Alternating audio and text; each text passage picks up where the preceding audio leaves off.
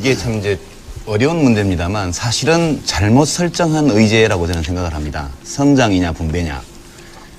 다 아시겠지만 사회 구성원 다수가 받아들일 수 없을 정도의 불균형한 분배 또는 정의롭지 못한 분배 상태를 가진 국민 경제는 절대로 건전하게 지속적으로 성장할 수 없습니다. 그런 사례를 저는 단 하나도 알지 못합니다.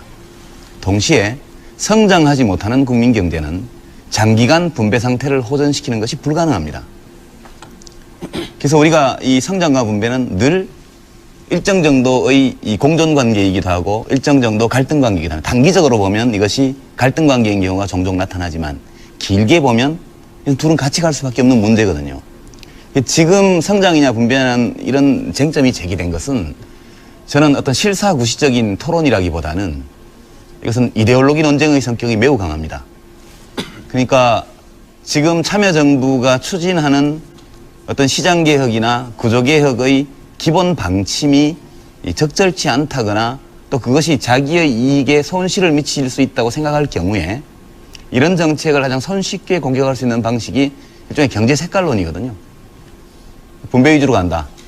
성장이 저해될 것이다.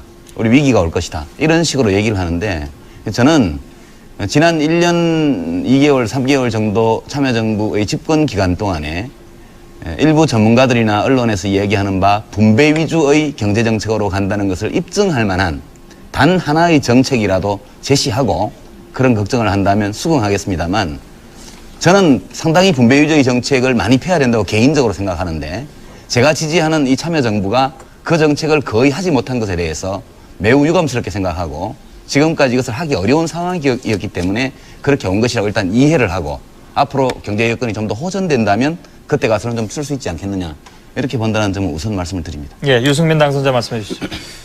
유시민 당선자께서 성장이냐 분배냐를 이렇게 너무 이렇게 구분해서 볼 필요가 없고 장기적으로 이게 상당히 이제 좀 이렇게 같이 물려서 가는 그런 측면이 있다. 그 점에 대해서는 이제 저도 뭐 100% 동감이고요. 다만 그 끝에 이제 이게 실사구시 논쟁이 아니고 이게 이데올로기 논쟁이다. 그 점에 대해서는 저는 조금 생각을 달리 합니다. 왜냐하면 지금 아까도 말씀드렸지만 수십 년간 그 시대에 강조해오던 경제발전 전략이라는 게 분명히 있었습니다. 어디에 더 이제 강조를 하느냐 그게 있었는데 저는 분배에 대해서 우리가 한 17년 정도의 기간 동안 상당히 강조를 해왔고 그래서 지금은 분배는 상당히 좀 내실화, 알차게 할 때가 됐습니다.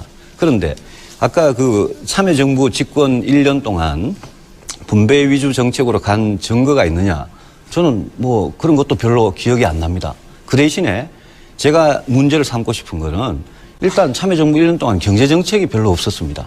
분배이고 성장에 관해 경제정책이 별로 없었고 맨날 조중동하고 싸우고 코드 맞추고 정치만 했고 정치 과잉이지 경제에 대해서는 굉장히 무관심했습니다.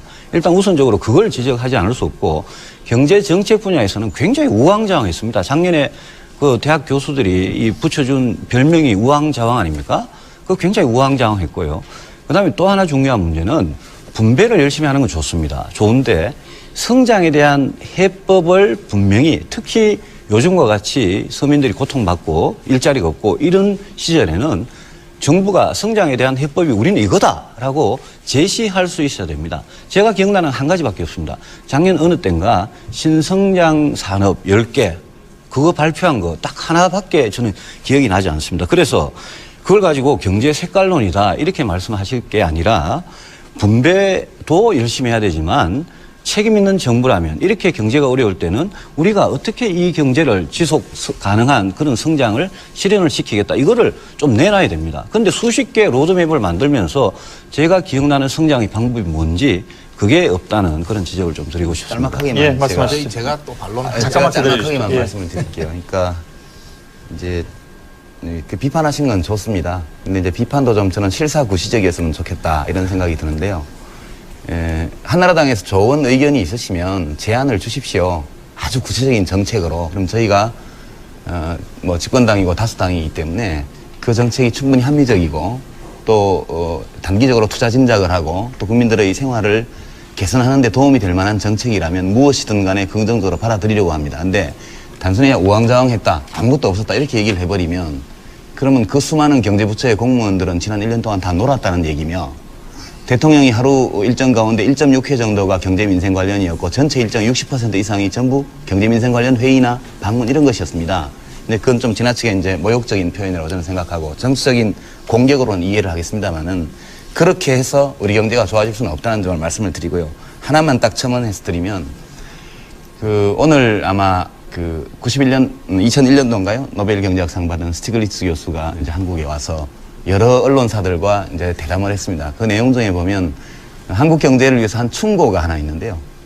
93년, 94년경 클린턴 행정부 미국, 이 클린턴 행정부의 경험을 좀 잘 참고해봐라. 이 클린턴 행정부가 찾은 것이 레이건 시대에 너무나 이 성장 위주, 공급자 위주로 가 있던 미국 경제를 이 성장과 분배의 균형점으로 이동시키는 노력을 했고, 지금 한국 정부도 그 둘 사이에 어떤 중간 지점을 지금 찾고 있는 걸로 보이고 수년 내에 이렇게 노력하면 한국은 한국적인 자본주의 형식을 가지게 될 것이라는 이제 이런 격려성의 이런 말씀을 주셨는데요. 저는 이런 지적들이 우리에게 매우 유용한 지적이라고 생각을 하고 아주 실용주의적으로 정말로 이 대목에서는 실용주의적으로 우리가 이 두 개의 소중한 가치를 절충하고 타협하고 또 동시에 어느 정도 성취해낼 수 있는 이런 방안을 앞으로 오늘 토론에서 저는 많이 나오기를 기대를 하겠습니다. 제가 말씀해 드리겠습니다. 예.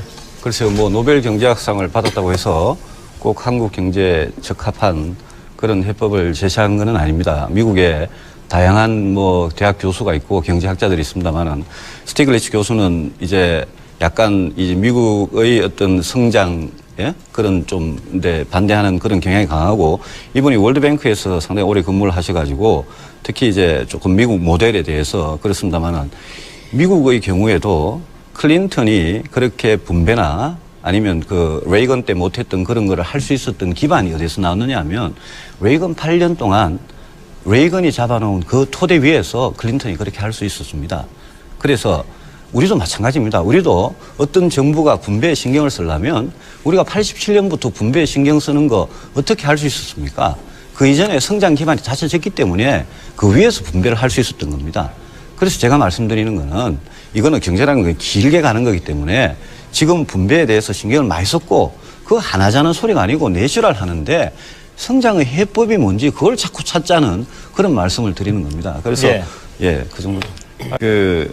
마지막에 이제 분배를 통한 성장을 말씀하시고요. 아까 유시민 의원께서 말씀하시고 지금 계속 이제 강조하시는 부분이 양극화, 불균형 이런 부분입니다.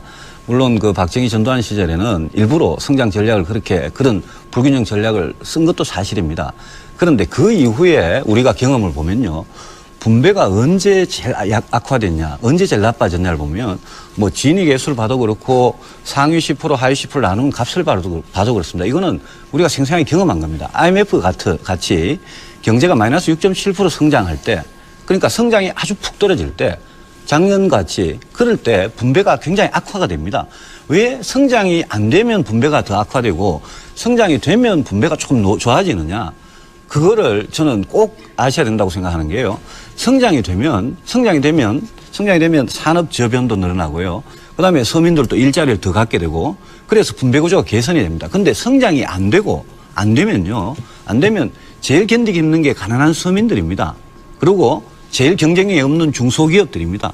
자영업자, 아주 영세한 사람들.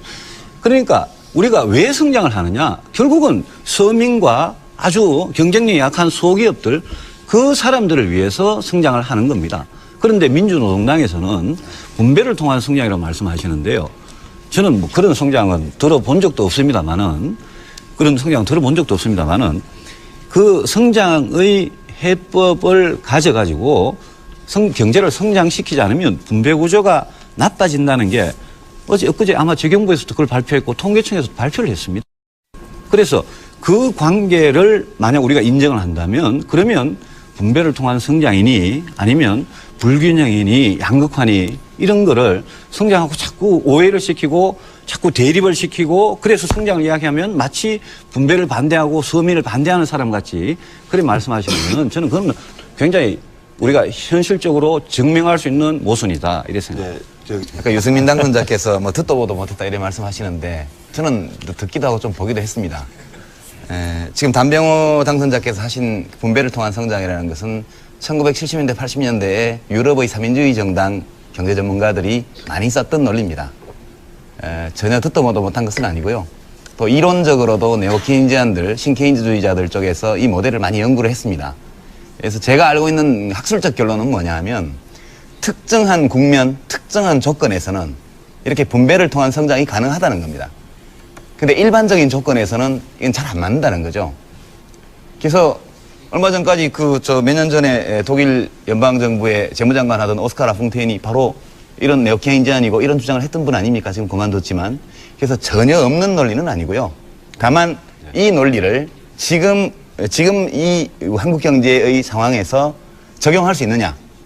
이제 그 점에 관해서 확신이 없는 것이죠. 저도 그 이론과 이런 것들을 알고 있지만 지금 이 모델을 여기에 적용하기에 우리가 지금 맞고 있는 이 위기 상황, 혹은 위기적 상황의 그 원인이 과연 그것이 유일한 것이거나 혹은 그것이 가장 중요한 것이냐에 대해서 저도 확신이 안 들기 때문에 저는 그런 주장을 안 하는 것이거든요. 이제 그 점에 대해서 너무 좀 이런 건 듣도 보도 못했다 이래 하시는 건 좀 지나치신 것 같고요. 그 다음에 이제 참여정부의 어떤 대책이 뭐냐 이렇게 이제 말씀을 하시는데 지금 정부에서는 이제 일단 중장기적인 어떤 근본 대책은 역시 혁신주도형 성장. 이거에 대해서는 기업 쪽에서도 아마 굉장히 반기는 것으로 저는 알고 있습니다. 기본적으로 혁신주도형으로 가야 된다는 건 기본이고요. 다만 지금 국면에서 결국 경제를 활성화시켜야만 아까 말씀하신 것처럼 일자리도 많이 생기고 분배 상태도 호전되게 돼 있습니다. 우리가 1987년 노동자 대투쟁 이후에 90대 중반까지 진위계수나 이런 각종 지표로 나타난 분배 상태의 호전이 두드러졌거든요. 그러고 나서 외환위기 터지면서 급전직하 이제 상황이 나빠졌는데 다시 기본적으로 경제를 살려야만 그 다음에 분배를 호전시킬 수 있는 것은 분명한 사실이라고 저는 생각을 합니다. 그래서 이 시점에서는 조금 더 구체적으로 그러면 기업의 이 투자를 활성화시키고 특히 투자 여력을 가지고 있는 대기업들, 사내 유보를 많이 갖고 있지 않습니까? 그걸 자꾸 빚 갚는 데 쓰고 있는데 그러지 말고 좀 투자해서 고용도 창출할 수 있도록 하려면 뭘 해줘야 되냐, 정부에서. 이런 거 좀 구체적으로 말씀하시고 동시에 그 민간 가계의 소비 능력이 이렇게 취약해가지고는 어렵습니다. 그래서 지금 뱃뱅크니 뭐니 해서 여러 가지로 신용불량자 문제를 해결하거나 완화하거나 이렇게 한 대책들이 나오고 있거든요. 그래서 민간 가계의 소비 능력 혹은 구매 능력을 증대시키는 노력도 이걸 분배로 몰지 말고 저는 좀 받아주셨으면 좋겠고요. 협조 좀 하고 동시에 지금 투자 여력이 있는 기업들의 설비 투자, 신규 투자를 활성화시키기 위한 어떤 구체적 제안을 정부에게 하고 정부가 그것을 같이 상의하는 이런 쪽으로 간다면 그렇게 큰 논란 없이 우리가 해법을 찾을 수 있지 않을까. 알겠습니다. 이런 건의를 좀 드립니다. 야당과 제게. 지금 설비 투자가 지금 3년째 계속 마이너스 성장입니다. 그래서 정부가 투자를 살리기 위해서 얼마나 노력을 하고 계신지 제가 정확히는 모르겠지만 노력을 하신 그 결과가 지금 설비 투자가 계속 3년째 마이너스고 진짜 저는 걱정되는 거는 공장들이 문을 닫고 빠져나가고 개인들도 지금 통계에 정확히 잡히진 않지만 돈을 해외로 빼돌리는 개인들이 저는 상당히 늘어나는 걸로 그렇게 알고 있습니다. 그래서 이 빠져나가는 돈, 그리고 기업들이 아까 현금을 65조 원이나 쌓아두고 지금 투자를 안 한다는 거고 시중에 부동자금이 400조 원이 있는데 투자 쪽으로 안 간다는 거 아닙니까? 그래서 저는 이런 상황에서는 정부가 진짜 좀 아주 한계적으로 막 이래 좁게 작게 이렇게 생각할 게 아니라 이 투자 마인드를 어떻게 살릴 거냐에 대해서 아주 발상의 전환 같은 걸 저는 좀 해야 된다고 생각합니다. 그래서 예컨대 기업에서 꾸준히 요구하고 있는 게 수도권 공장 총량제 이거를 좀 폐지해달라 이게 있습니다. 그런데 다행히 노무현 정권 그다음에 열린우리당이 지금 행정수도 이전을 추진하고 있지 않습니까? 그래서 행정수도 이전을 추진하고 있으니 그러니 수도권 공장 총량제 이런 규제는 저는 과감하게 저는 폐지해도 좋다고 생각합니다. 그다음에 기업들이 파주에 LG 필립스가 공장을 짓고 말이죠. 삼성이 아산에 반도체 공장을 하겠다 그러고 또 화성에도 하겠다 그러고 쌍용이 평택에다 하겠다 그러고 이게 전부 다 수도권 총량 규제 거기도 물겨 있고 또 기업들이 요구하는 게 기업 도시를 만들자는 겁니다. 거기에다가 기업이 투자하고 인프라 다 해주고 학교까지 돼 있고 그런 문화시설까지 다 돼 있는 그런 기업 도시를 만들자는 지금 울산 창원이 기업 도시 아닙니까 이미. 그래서 그런 기업들의 요구는 저는 그게 무슨 진재벌이고 친기업이 아니라 그런 거는 거절할 이유가 없다고 생각합니다. 설비 투자가 이렇게 마이너스고 지금 기업들 해외로 도망가는 기업들을 바지가랑이라도 잡고 붙잡아야 될 판이기 때문에 저는 정부가 그런 점에 있어서는 이게 뭐 정경련이 요구하는 거다, 누가 요구하는 거다 이렇게 지금 따질 계제가 아니다. 그래서 이거는 과감하게 해야 된다 이렇게 좀 예, 알겠습니다. 지금 유승민 당선자께서 말씀하신 내용이 수도권 공장 총량제를 폐지하고 기업 도시를 건설하는 것을 좀 허용하자. 뭐 예를 거기에- 들면 그런 겁니다. 예. 거기에 하나 더 얹어놔도 됩니까? 예를 들면 출자 총액 제한 제도를 철폐하는 것도 저 개인적으로는 출자 그것도- 총액 제한도 그것도 예. 아주 시대착오적인 거고 그것도 폐지하는 게 저는 맞다고 생각합니다. 알겠습니다. 천상 제가 또 제가 리스폰스를 안 할 수가 없습니다. 이거. 제가 좀 말씀드리고 예, 유 의원께서 먼저 관련된 말해서 얘기인데 그 다음에 드리도록 제 하겠습니다. 이제 유승민 당선자가 그렇게 말씀하시는 취지를 이해합니다. 이해하는데 이제 우리가 정부가 정책을 집행할 때도 그렇고 국회의원들이 입법을 할 때도 그렇고 우리가 상충하는 어떤 정책 수단을 선택하면 그것이 어떤 가치는 달성하는 데 도움이 되지만 다른 가치를 훼손시키기도 하거든요. 그래서 우리가 하나의 가치만을 추구할 수 없기 때문에 근데 우리가 국토의 균형 발전이라는 가치가 있습니다. 동시에 기업의 투자 촉진이라는 가치가 있죠.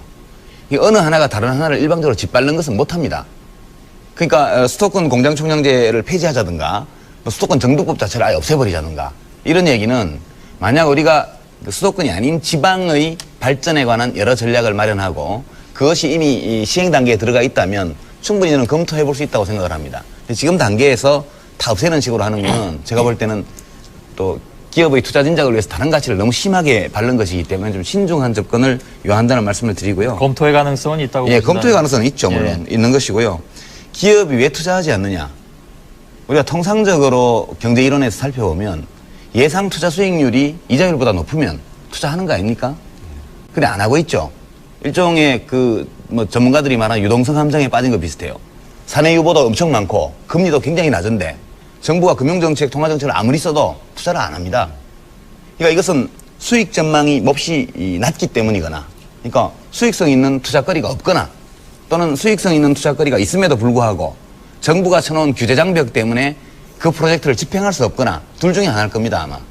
그래서 투자 수익 예상이 예상 투자 수익률이 낮은 어떤 사업밖에 없다면 우리가 정부와 기업이 서로 협의해서 기업들이 높은 수익을 기대할 수 있는 뭐 새로운 산업 분야를 찾던가 할 수 있겠죠.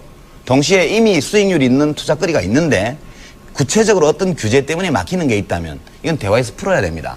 그러니까 예컨대 삼성전자가 기흥인가요? 그 반도체 공장을 확장하거나 또는 쌍용자동차가 이제 또 평택이죠, 거기가? 평택인가요? 그 공장을 확대하거나 이런 것들은 해줘야 된다고 봅니다. 근데 그 문제를 그냥 일반적으로 그 수도권 전체의 공장 총량 규제나 수도권 정비법의 규제를 다 푸는 방식으로 하자 그래버리면 실제 필요한 일도 불필요한 논쟁에 휘말려서 못하게 되거든요. 결국 이제 규제를 예. 풀자는 말씀이시죠. 그러니까 우리가 볼 때 일장일단이 있지만 그래도 현재의 국면에서 압도적으로 긍정적인 면이 많은 그런 것들은 하기 위해서 필요한 규제만큼은 풀어야 된다고 저는 봅니다. 그러니까 풀어야 근데 된다는 그걸 말씀이시죠. 지나치게 일반화해서 예, 예. 수도권 규제 전체를 풀어버리자든가 이렇게 되면 아니요, 공장 총량제를 풀자 그랬고 그것 때문에 지금 투자를 못하는 거거든요. 예.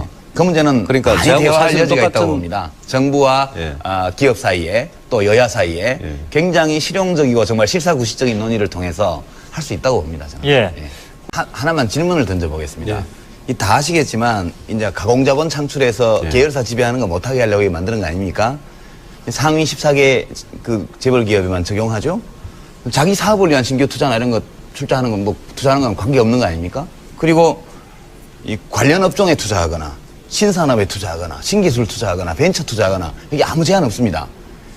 근데 그럼에도 불구하고 끊임없이 이것을 요구하는 목소리가 있는데 출자 총액 제한 제도를 폐지하면 기업의 신규 투자, 설비 투자가 늘 수 있다는 논거를 한번 제시해 보시겠습니까? 그러면 뭐 한번 검토해 보죠. 뭐. 근데 저는 그런 논거를 못 봤거든요. 방금 두 분께서 출자 총액 제한 제도가 이게 이제 순자산의 25% 이내로 규제를 하면서 이제 뭐 시청자분들이 굉장히 이제 기술적인 이야기까지 합니다만은 기왕이면 쉽게 풀어서 말씀해 주시면 예, 되죠. 굉장히 이제 예외 조항을 많이 뒀단 말입니다. 그래서 예외 조항을 많이 뒀기 때문에 구멍이 숭숭 나가지고 기업들이 전혀 여기에 제약을 안 받고 투자 마음대로 한다. 이렇게까지 이제 말씀을 하신 건데 현실은 그렇지는 않습니다. 현실은 그렇지는 않고 기업들이 하고 싶은데 출자 총액 제한에 걸려가지고 못하는 것도 있고 투자 이력이 굉장히 많은 기업 특히 이 제한이 25%면 25%라는 제한보다 훨씬 이렇게 많이 남은 기업 그런 기업은 할 수 있죠. 할 수 있는데 그게 아니고 25%에 이렇게 딱 걸려 있을 수가 있습니다. 기업이. 그런데 뭔가 투자를 하고 싶은데 이게 예외 조항에 해당이 안 돼가지고 투자를 못하는 그런 실질적인 경우가 최근에도 있었습니다. 그렇기 때문에 이게 완전히 무용지물이면 규제는 또 거꾸로 이야기하면 완전히 무용지물은 규제할 필요가 없지 않습니까? 투자를 못하는 게 아니라 출자를 못하는 아니요. 거죠. 그래서 그 문제에 대해서도 이현재 부총리께서는 출자 총액 제한에 대해서 상당히 완화, 폐지에 가까운 폐지라는 표현을 안 썼습니다만 그런데 강철규 공정거래위원장께서는 이현재 부총리의 그런 발언에 대해서 출자와 투자를 구분 못한다. 이렇게 이제 말씀하셨는데 방금 이제 유시민 의원께서 그 말씀을 하시려고 그러는데 출자라는 거는 이제 자본에 참여하는 거죠. 그죠? 투자라는 거는 출자가 투자 안에 이렇게 포함된 개념이죠. 그런데 출자는 투자가 아니다. 이렇게 말씀하실 수는 없죠. 아니요, 그렇지 출자가 않습니까? 투자가 아니라는 것은 아닌데 예. 모든 출자가 투자인 것은 아니죠. 그러니까 이 제도는 원래 도입했을 때부터 우리가 말하는 실물 투자, 그죠? 공장을 짓고 설비를 들이고 사람을 고용하고 이런 실물 투자가 아닌 그 가공의 자본을 창출하기 위한 출자, 순수의 출자 이걸 규제하기 위해서 한 것이고 적용 범위가 극히 좁거든요. 아, 그래서 예, 지금 이것이 원래 의도는 그런데 실제 투자가 수반되는 출자도 같이 있죠. 규제를 받죠. 받죠. 예. 근데 그 예외 규정 때문에 사실상 우리가 사회적으로 바람직하다, 국민 경제에 도움이 된다고 판단할 수 있는 거의 모든 종류의 투자들이 다 허용되어 있는 거 아닙니까? 그래서 이것이 물론 불만이 있고 다소간의 부작용이 있을 수도 있겠습니다만 이런 것이 정부와 기업과의 관계를 좌우하는 큰 변수가 된다는 것을 저는 좀 실용적인 관점에서 볼 때 잘 이해를 못하겠습니다. 저도 이게 뭐 굉장히 큰 이슈는 아닙니다. 큰 이슈는 아닌데 거꾸로 유시민 의원님께 하나 질문을 좀 드리면 유엔 보시기에는 그러면 이런 규제는 이게 세계에서 이제 우리나라만 갖고 있는 규제고 그다음에 가공자본 증식 말씀하셨지만 지금 지주회사는 허용하거든요. 지주회사가 자회사에 출자하는 것도 이것도 어차피 가공자본입니다. 그런데 유 의원님께서는 이 출자 총액 제한을 언제쯤 그러면 없애면 된다. 이렇게 보십니까? 그러니까요. 이렇게 이제 그 두 번째 질문은 너무 복잡한 문제라 제가 여기서 답변 안 드리겠고요. 이제 국제적으로 전례가 없는 이런 제도를 왜 우리만 하느냐. 아니요, 그게 아니라 제 말 의문의 핵심은 예. 이런 규제를 그러면 유 의원께서는 예. 언제쯤 없애는 게 좋다 이렇게 보시나요? 그러니까 이 규제가 도입된 것은 이제 대한민국처럼 이렇게 그 몇 개의 몇 사람의 집안이 국민 경제 전체를 어떻게 보면 좌지우지하는 이런 나라가 없거든요. 세계적으로 조그만 나라 어떤 이상한 데 빼면은.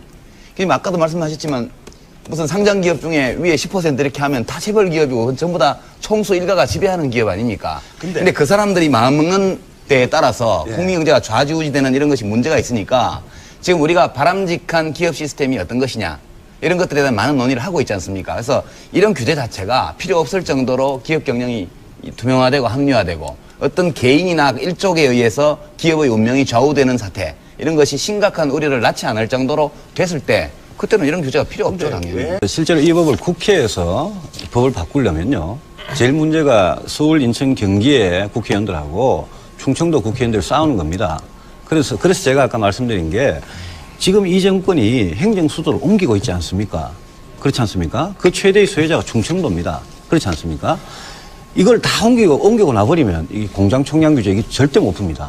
그러니까 지금이 저는 호기다 이겁니다. 근데 너무 이제 그러니까 트레이드를 하는 겁니다. 예? 맞바꾸는 설득할 좋은 주관적인 기회다 이 예, 말씀. 설득할 예. 좋은 기회입니다. 이거는. 그리고 투자가 그만큼 절박하고요. 그다음에 두 예. 번째는 요거 한 간단히만 지금 시청자들께서 아까 그 유시민 의원님하고 또 이제 우리 김영배 부회장님하고 사이에 약간의 이제 설전이 오가면서 투자 사보타지라는 말씀하셨습니다. 저는 오늘 노무현 대통령 열린우당 입당하셨죠.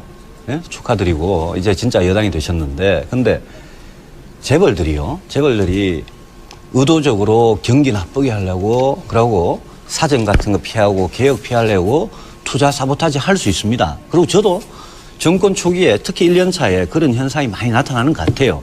그런 현상이 있을 수도 있지만 대통령께서나 아니면 집권 여당이나 정부에서는 그런 거 쳐다보시면 안 됩니다. 그거 쳐다보지 말고 지금 투자가 얼마나 어렵고 투자가 안 되고 얼마나 어려우냐. 사보타지 무서워가지고 투자 촉진을 못한다. 저는 막 그렇게 말씀 안 하셨지만 만약 그런 마인드라면 아직도 좀 갈 길이 멀다 싶은 생각이 좀 듭니다. 제가 예. 말을 하는 걸 다 들었지 않습니까? 어떤 맥락에서 제가 겁이 난다고 물론 근데 말씀드렸잖아요. 그 투자 사보타지라는 이게 게 이 대한민국은요 대통령 혼자 움직이게 하는 나라도 아니고 정부 관료들이 마음대로 하는 나라도 아니고 이미 네.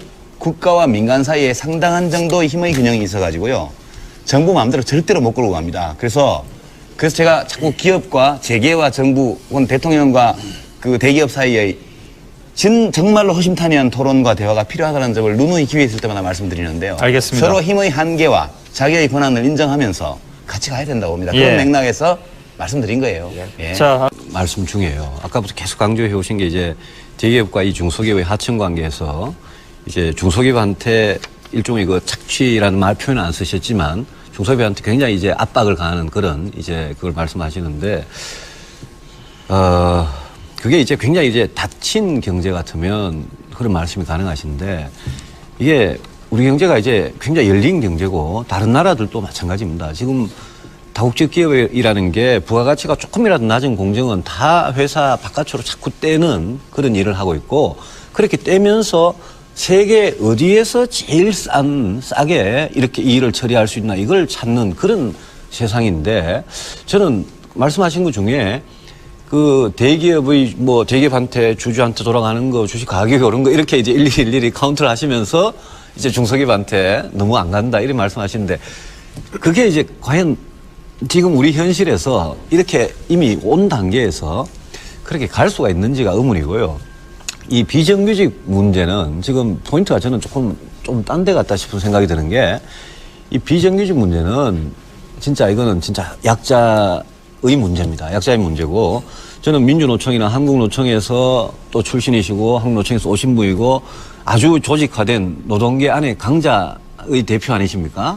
근데 이 강자들께서 약자를 지금 이제 걱정을 해주시는 건데 이왕 걱정을 해주시는 김에 이 문제는 정부가 혼자는 해결 못할 겁니다. 그 다음에 네. 이 모든 비정규직의 처우 개선, 정규직화도 이런 데 다 드는 이 모든 비용이 기업한테 다 부담하라. 이러면 그 말은 좋습니다.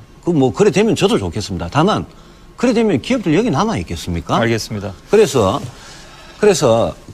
이 문제는 저는 이 문제야말로 노사정 대화가 굉장히 필요한 문제고 예. 그래서 이 문제야말로 앉아가지고 진짜 그 노동계의 강자분들께서는 얼마나 좀 양보를 하실지 정부는 어떤 역할을 하실지 예. 그리고 기업들은 정리해 어떤 주시죠. 몫을 하실지 이거는 진짜 대화가 필요한 알겠습니다. 이야기가 요 부분 반론 있으시면 한 번만 듣고요. 유 의원께서 말씀하시겠어요? 예, 뭐 반론이라고 하기도 어렵고 아니라고 하기도 어려운데요. 예, 말씀하세요. 짧게 말씀해 주시고 그러니까 그냥 시청자 전화 좀 받도록 예, 우리 하겠습니다. 개방 경제니까 다 참아야 된다. 이거는 아마 이제 받아들이시기 어려울 거고요. 다만 저희 이제 열린우리당 총선 공약도 그랬는데요. 비정규직에 대한 불평등한 차별은 철폐해야 됩니다. 이게 고용기간이 을 이제 한정해서 기업에게 이제 인건비 부담이라든가 또 노무 관리 부담을 덜 주고 또 유연성을 강화해주는 이런 취지는 뭐 좋을 수 있으나 이걸 약용해서 부당하게 차별을 하거나 또는 제도를 남용하는 것은 시정할 수 있도록 법률을 정비해야 된다고 보고요.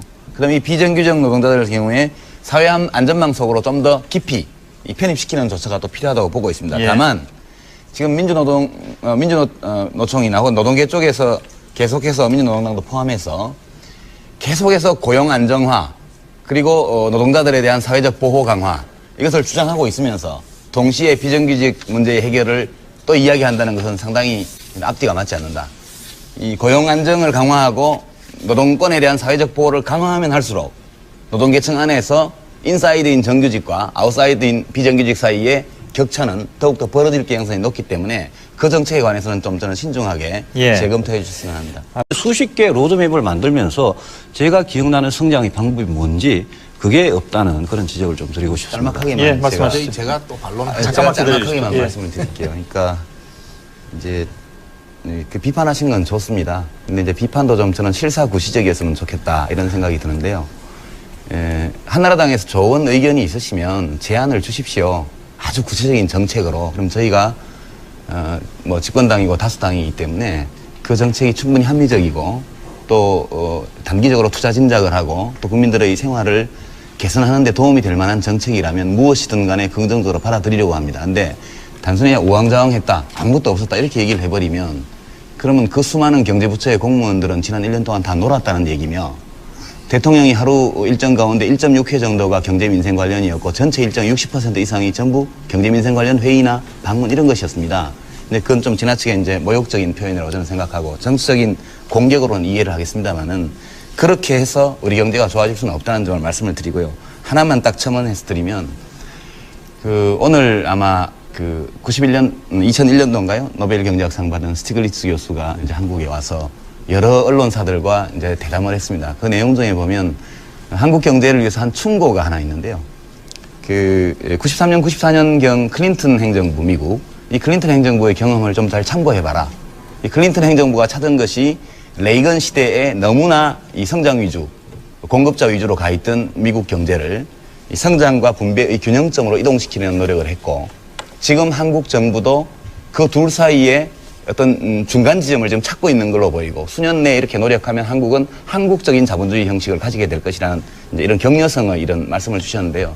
저는 이런 지적들이 우리에게 매우 유용한 지적이라고 생각을 하고, 아주 실용주의적으로, 정말로 이 대목에서는 실용주의적으로 우리가 이 두 개의 소중한 가치를 절충하고 타협하고 또 동시에 어느 정도 성취해낼 수 있는 이런 방안은 앞으로 오늘 토론에서 저는 많이 나오기를 기대를 하겠습니다.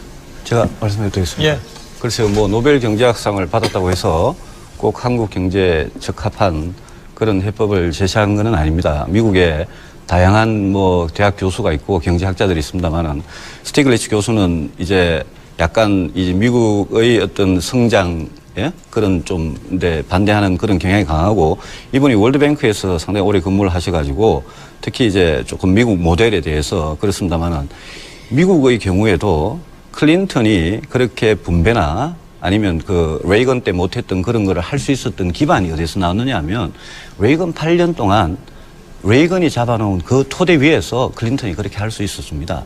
그래서 우리도 마찬가지입니다. 우리도 어떤 정부가 분배에 신경을 쓰려면 우리가 87년부터 분배에 신경 쓰는 거 어떻게 할 수 있었습니까? 그 이전에 성장 기반이 다져졌기 때문에 그 위에서 분배를 할 수 있었던 겁니다. 그래서 제가 말씀드리는 거는, 이거는 경제라는 건 길게 가는 거기 때문에 지금 분배에 대해서 신경을 많이 썼고 그거 하나자는 소리가 아니고 내실화를 하는데, 성장의 해법이 뭔지 그걸 자꾸 찾자는 그런 말씀을 드리는 겁니다. 그래서 그 정도. 그 마지막에 이제 분배를 통한 성장을 말씀하시고요. 아까 유시민 의원께서 말씀하시고 지금 계속 이제 강조하시는 부분이 양극화, 불균형 이런 부분입니다. 물론 그 박정희 전두환 시절에는 일부러 성장 전략을 그런 불균형 전략을 쓴 것도 사실입니다. 그런데 그 이후에 우리가 경험을 보면요, 분배가 언제 제일 악화됐냐, 언제 제일 나빠졌냐를 보면, 뭐 진위계수를 봐도 그렇고 상위 10% 하위 10% 나누는 값을 봐도 그렇습니다. 이거는 우리가 생생하게 경험한 겁니다. IMF 같이 경제가 마이너스 6.7% 성장할 때, 그러니까 성장이 아주 푹 떨어질 때, 작년같이 그럴 때 분배가 굉장히 악화가 됩니다. 왜 성장이 안 되면 분배가 더 악화되고 성장이 되면 분배가 조금 좋아지느냐? 그거를 저는 꼭 아셔야 된다고 생각하는 게요. 성장이 되면 산업 저변도 늘어나고요. 그다음에 서민들도 일자리를 더 갖게 되고, 그래서 분배 구조가 개선이 됩니다. 근데 성장이 안 되면 제일 견디기 힘든 이게 참 이제 어려운 문제입니다만, 사실은 잘못 설정한 의제라고 저는 생각을 합니다. 성장이냐 분배냐. 다 아시겠지만 사회 구성원 다수가 받아들일 수 없을 정도의 불균형한 분배 또는 정의롭지 못한 분배 상태를 가진 국민 경제는 절대로 건전하게 지속적으로 성장할 수 없습니다. 그런 사례를 저는 단 하나도 알지 못합니다. 동시에 성장하지 못하는 국민 경제는 장기간 분배 상태를 호전시키는 것이 불가능합니다. 그래서 우리가 이 성장과 분배는 늘 일정 정도의 이 공존관계이기도 하고 일정 정도 갈등관계이기도 합니다. 단기적으로 보면 이것이 갈등관계인 경우가 종종 나타나지만, 길게 보면 둘은 같이 갈 수밖에 없는 문제거든요. 지금 성장이냐 분배냐는 이런 쟁점이 제기된 것은 저는 어떤 실사구시적인 토론이라기보다는 이것은 이데올로기 논쟁의 성격이 매우 강합니다. 그러니까 지금 참여정부가 추진하는 어떤 시장개혁이나 구조개혁의 기본 방침이 적절치 않다거나 또 그것이 자기의 이익에 손실을 미칠 수 있다고 생각할 경우에 이런 정책을 가장 손쉽게 공격할 수 있는 방식이 일종의 경제 색깔론이거든요. 분배 위주로 간다. 성장이 져야 것이다. 우리 위기가 올 것이다. 이런 식으로 얘기를 하는데, 저는 지난 1년 2개월, 3개월 정도 참여정부의 집권 기간 동안에 일부 전문가들이나 언론에서 얘기하는 바 분배 위주의 경제정책으로 간다는 것을 입증할 만한 단 하나의 정책이라도 제시하고 그런 걱정을 한다면 수긍하겠습니다만, 저는 상당히 분배 위주의 정책을 많이 펴야 된다고 개인적으로 생각하는데 제가 지지하는 이 참여정부가 그 정책을 거의 하지 못한 것에 대해서 매우 유감스럽게 생각하고 지금까지 이것을 하기 어려운 상황이었기 때문에 그렇게 온 것이라고 일단 이해를 하고 앞으로 경제 여건이 좀 더 호전된다면 그때 가서는 좀 쓸 수 있지 않겠느냐 이렇게 본다는 점을 우선 말씀을 드립니다. 예, 유승민 당선자 말씀해 주시죠. 그 유시민 당선자께서 성장이냐 분배냐를 이렇게 너무 이렇게 구분해서 볼 필요가 없고 장기적으로 이게 상당히 이제 좀 이렇게 같이 물려서 가는 그런 측면이 있다. 그 점에 대해서는 이제 저도 뭐 100% 동감이고요. 다만 그 끝에 이제 이게 실사구시 논쟁이 아니고 이게 이데올로기 논쟁이다. 그 점에 대해서는 저는 조금 생각을 달리합니다. 왜냐하면 지금 아까도 말씀드렸지만 수십 년간 그 시대에 강조해오던 경제발전 전략이라는 게 분명히 있었습니다. 어디에 더 이제 강조를 하느냐 그게 있었는데 저는 분배에 대해서 우리가 한 17년 정도의 기간 동안 상당히 강조를 해왔고 그래서 지금은 분배는 상당히 좀 내실화, 알차게 할 때가 됐습니다. 그런데 아까 그 참여정부 집권 1년 동안 분배 위주 정책으로 간 증거가 있느냐? 저는 뭐 그런 것도 별로 기억이 안 납니다. 그 대신에 제가 문제를 삼고 싶은 거는 일단 참여정부 1년 동안 경제정책이 별로 없었습니다. 분배이고 성장이고 간에 경제정책이 별로 없었고 맨날 조중동하고 싸우고 코도 맞추고 정치만 했고 정치 과잉이지 경제에 대해서는 굉장히 무관심했습니다. 일단 우선적으로 그걸 지적하지 않을 수 없고 경제정책 분야에서는 굉장히 우왕좌왕했습니다. 작년에 그 대학 교수들이 붙여준 별명이 우왕좌왕 아닙니까? 그거 굉장히 우왕좌왕했고요. 그다음에 또 하나 중요한 문제는 분배를 열심히 하는 건 좋습니다. 좋은데 성장에 대한 해법을 분명히 특히 요즘과 같이 서민들이 고통받고 일자리가 없고 이런 시절에는 정부가 성장에 대한 해법이 우리는 이거다라고 제시할 수 있어야 됩니다. 제가 기억나는 한 가지밖에 없습니다. 작년 어느 때인가 신성장 산업 10개 그거 발표한 거 딱 하나밖에 저는 기억이 나지 않습니다. 그래서 그걸 가지고 경제 색깔론이다 이렇게 말씀하실 게 아니라 분배도 열심히 해야 되지만 책임 있는 정부라면 이렇게 경제가 어려울 때는 우리가 어떻게 이 경제를 지속 가능한 그런 성장을 실현을 시키겠다. 이거를 좀 내놔야 됩니다. 그런데 이게 가난한 서민들입니다. 그리고 제일 경쟁력이 없는 중소기업들입니다. 자영업자, 아주 영세한 사람들. 그러니까 우리가 왜 성장을 하느냐? 결국은 서민과 아주 경쟁력이 약한 소기업들 그 사람들을 위해서 성장을 하는 겁니다. 그런데 민주노동당에서는 분배를 통한 성장이라고 말씀하시는데요. 저는 뭐 그런 성장은 들어본 적도 없습니다만은 그 성장의 해법을 가져가지고 경제를 성장시키지 않으면 분배 구조가 나빠진다는 게 엊그제 아마 재경부에서도 그걸 발표했고 통계청에서도 발표를 했습니다. 그래서 그 관계를 만약 우리가 인정을 한다면 그러면 분배를 통한 성장이니 아니면 불균형이니 양극화니 이런 거를 성장하고 자꾸 오해를 시키고 자꾸 대립을 시키고 그래서 성장을 이야기하면 마치 분배를 반대하고 서민을 반대하는 사람 같이 그렇게 말씀하시는 저는 그건 굉장히 우리가 현실적으로 증명할 수 있는 모순이다 이렇게 생각합니다. 아까 유승민 당선자께서 뭐 듣도 보도 못했다 이런 말씀하시는데 저는 듣기도 하고 좀 보기도 했습니다. 지금 단병호 당선자께서 하신 분배를 통한 성장이라는 것은 1970년대, 80년대에 유럽의 삼인주의 정당 경제 전문가들이 많이 썼던 논리입니다. 전혀 듣도 보도 못한 것은 아니고요. 또 이론적으로도 네오케인지안들, 신케인즈주의자들 쪽에서 이 모델을 많이 연구를 했습니다. 그래서 제가 알고 있는 학술적 결론은 뭐냐 하면 특정한 국면, 특정한 조건에서는 이렇게 분배를 통한 성장이 가능하다는 겁니다. 근데 일반적인 조건에서는 이건 잘 안 맞는다는 거죠. 그래서 얼마 전까지 몇 년 전에 독일 연방정부의 재무장관 하던 오스카 라퐁테인이 바로 이런 네오케인지안이고 이런 주장을 했던 분 아닙니까? 지금 그만뒀지만. 그래서 전혀 없는 논리는 아니고요.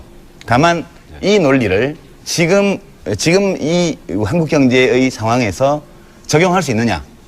이제 그 점에 관해서 확신이 없는 것이죠. 저도 그 이론과 이런 것들을 알고 있지만 지금 이 모델을 여기에 적용하기에 우리가 지금 맡고 있는